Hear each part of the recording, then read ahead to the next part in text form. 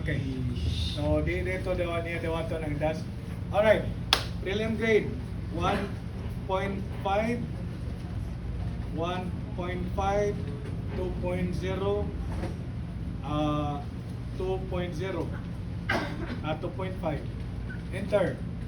So the grade is 1.87 1.87. So there is now the average grade. Okay? Do you follow? So nakuha na average. Now, after task condition, if the grade is lesser and equal to 3.0, dapat ang ibutang ani nga remarks is pass. Okay? Then otherwise fail. So, ato na i-apply. So I will now add the condition. So at the bottom, since I have the grade, I can now apply the condition. If, okay, grade is lesser equal to 3.0. Okay? Alright. Print F na tani.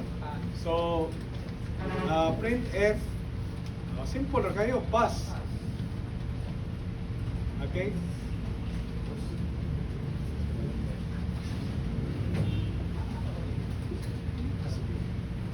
Now, okay, print F, pass.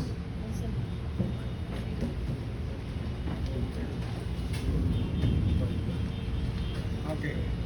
Else. So, yung else,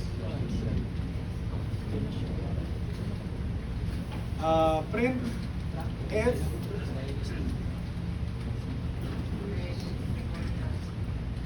fail. So, boom.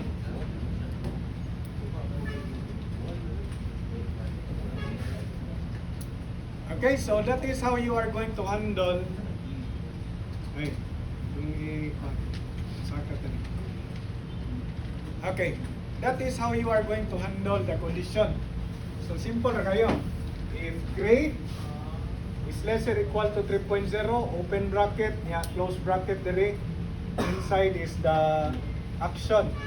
Then else, open bracket, close bracket, inside is the action. So else meaning otherwise. Okay, sige, we will run the program. I will save this. Run. Okay, so palitan 3 tanan. 3, 3, 3, 3. Unsa man ni pass, fail? Pass. So fail, pass. Pass na. Okay, the grade is 3.0. Ang remarks niya is pass. Okay, naman nga tos condition. Lesser Buto sa or yun. equal.